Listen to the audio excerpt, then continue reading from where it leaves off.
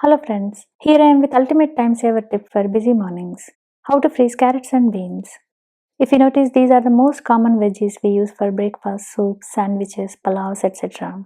Since these are not juicy, texture is retained nicely after freezing.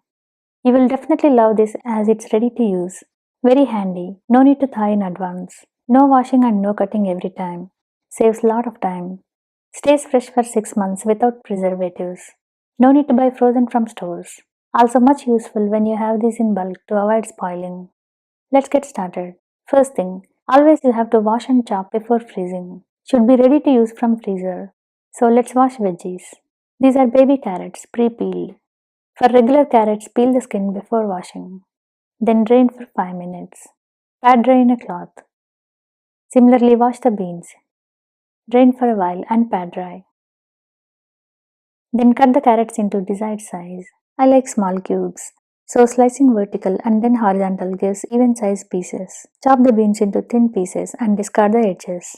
Once chopping is all done, store into airtight container or Ziploc covers separately. If you use it together in dishes, then pack both mixed in the same cover. Look at the frozen carrots and beans. It's really hard to know the difference after using in dishes. Simply toss them directly in hot pan. Let fry really well. No need to thaw at all. It's such a big time saver. Use as needed and freeze again. Hope you find my tip useful. Stay tuned for many more amazing tips and healthy recipes. Thanks for watching.